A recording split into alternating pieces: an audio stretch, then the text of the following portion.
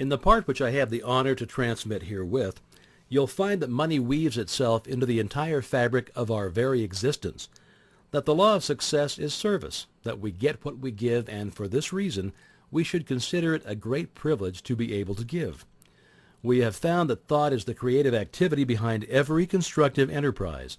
We can therefore give nothing of more practical value than our thought. Creative thought requires attention, and the power of attention is, as we have found, the weapon of the Superman.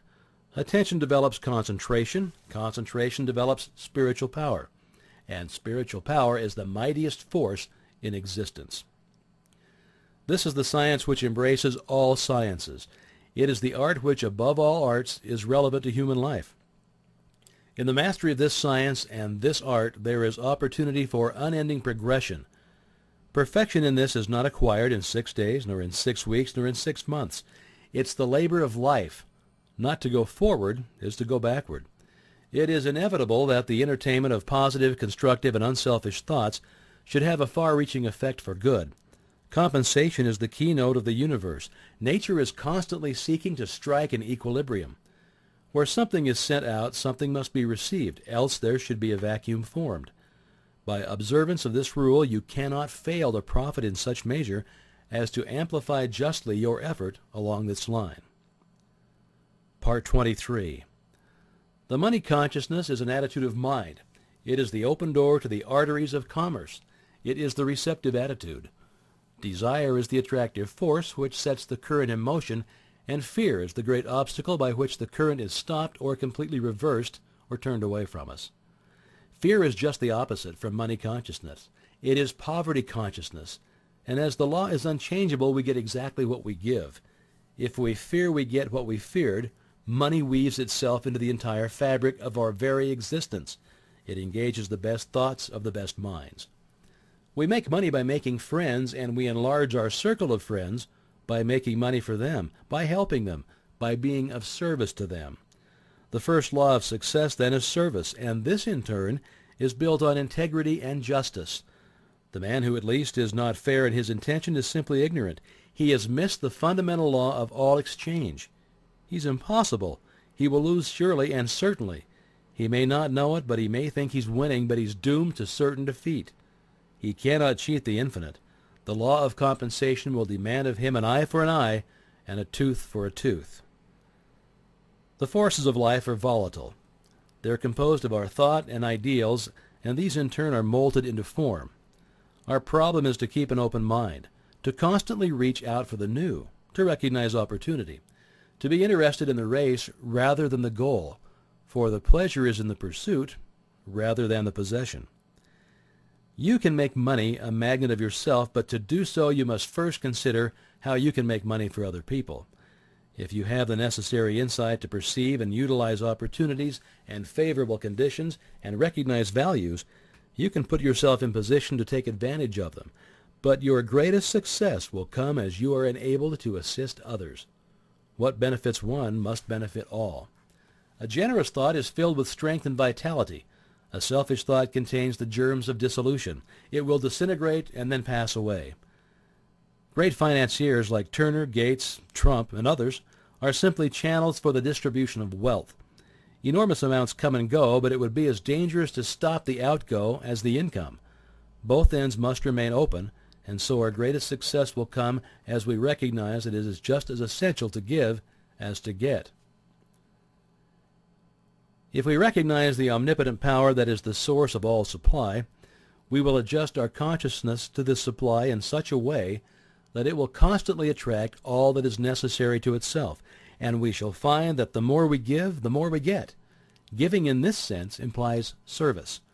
The banker gives his money, the merchant gives his goods, the author gives his thought, the workman gives his skill. All have something to give, but the more they give, the more they get. And the more they get, the more they are enabled to give. The financier gets much because he gives much. He thinks.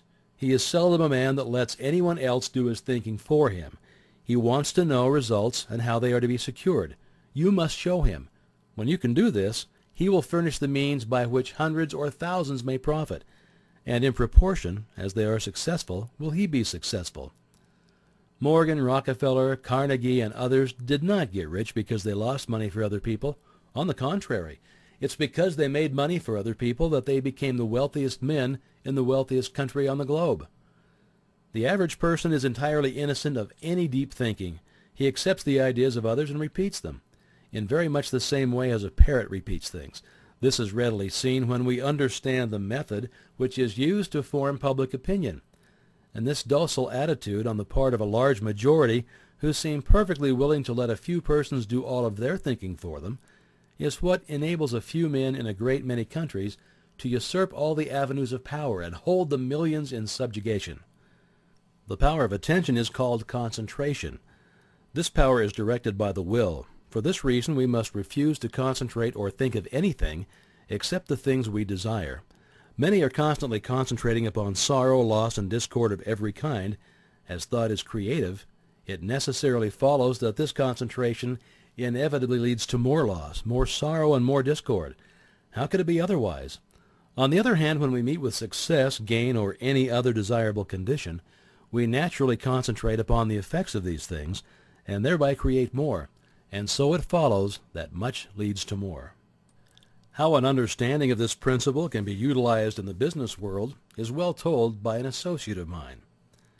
Spirit, whatever else it may or may not be, must be considered as the essence of consciousness, the substance of mind, the reality underlying thought, and as all ideas are phases of the activity of consciousness, mind, or thought, it follows that in spirit and in it alone is to be found the ultimate fact, the real thing, or the idea. Now, this being admitted, does it not seem reasonable to hold that a true understanding of spirit and its laws of manifestation would be about the most practical thing that a practical person can hope to find? Does it not seem certain that if the practical men of the world could but realize this fact, they would fall all over themselves in getting to the place in which they might obtain such knowledge of spiritual things and laws? These men are not fools. They need only to grasp the fundamental fact in order to move in the direction of that which is the essence of all achievement. Let me give you a concrete example. I know a man in Chicago whom I had always considered to be quite materialistic. He had made several successes in life and also several failures. The last time I had a talk with him, he was practically down and out as compared with his former business condition. It looked as if he had indeed reached the end of his rope, for he was well advanced into the stage of middle age, and new ideas came more slowly and less frequently to him than in former years. He said to me in substance, "I know that all things that work out in business are the result of thought. Any fool knows that. Just now I seem to be short on thoughts and good ideas. But if this all-mind teaching is correct, it should be possible for the individual to attain a direct connection with infinite mind, and in infinite mind there must be the possibility of all kinds of good ideas which a man of my courage and experience could put to practical use in the business world. Not only that, but make a big success of it. It looks good to me, and I'm going to look into it." That was several years ago. The other day I heard of this man again. Talking to a friend, I said, "What has become of our old friend, Mr. X? Has he ever gotten on his feet again?" The friend looked at me in amazement. "Why," said he, "don't you know about Mr. X's great success? He is the big man in the blank company," naming a concern which has made a phenomenal success during the last 18 months and is now well known by reason of its advertisements from one end of the country to another and also abroad. He is the man who supplied the big idea for that concern. Why, he's about $500,000 to the good and is moving rapidly toward the million mark, all in the space of 18 months. I had not connected this man with the enterprise mentioned, although I knew of the wonderful success of the company. Investigation has shown that the story is true, and the above stated facts are not exaggerated in the slightest. Now, what do you think of that? To me it means that this man actually made the direct connection with infinite mind, spirit, and having found it, he set to work to use it for him. He used it in his business. Now, does this sound sacrilegious or blasphemous? I hope it does not. I do not mean it to be so. Take away the implication of personality or magnified human nature from the conception of the infinite, and you have left the conception of an infinite presence power, the quintessence of which is consciousness. In fact, at the last, spirit. As this man also, at the last, must be considered as a manifestation of spirit, There is nothing sacrilegious in the idea that he, being spirit, should so harmonize himself with his origin and source that he would be able to manifest at least a minor degree of its power. All of us do this, more or less, when we use our minds in the direction of creative thought. This man did more. He went about it in an intensely practical manner. I've not consulted him about his method of procedure, though I intend doing so at the first opportunity. But he not only drew upon the infinite supply for the ideas which he needed, and which formed the seed of his success, but they also used the creative power of thought in building up for himself an idealistic pattern of that which he hoped to manifest in material form, adding thereto, changing, improving its detail, from time to time, proceeding from the general outline to the finished detail. I judge this to be the facts of the case, not alone from my recollection of the conversation only a few years ago, but also because I have found the same thing to be true in the cases of other prominent men who have made similar manifestation of creative thought. Those who may shrink from this idea of employing the infinite powers to aid one in his work in the material world should remember that if the infinite objected in the least to such a procedure, that thing could never happen. The infinite is quite able to take care of itself. Spirituality is quite practical. It's very practical, intensely practical. It teaches that spirit is the real thing, the whole thing, and that matter is but plastic stuff which spirit is able to create, mold, manipulate, and fashion to its will. Spirituality is the most practical thing in the world, the only really and absolutely practical thing that there is. This week concentrate on the fact that man is not a body with a spirit, but a spirit with a body, and that it is for this reason that his desires are incapable of any permanent satisfaction in anything not spiritual. Money is therefore of no value except to bring about the conditions which we desire, and these conditions are necessarily harmonious. Harmonious conditions necessitate sufficient supply, so that if there appears to be any lack, we should realize that the idea or soul of money is service, and as this thought takes form, channels of supply will be opened, and you'll have the satisfaction of knowing that spiritual methods are entirely practical.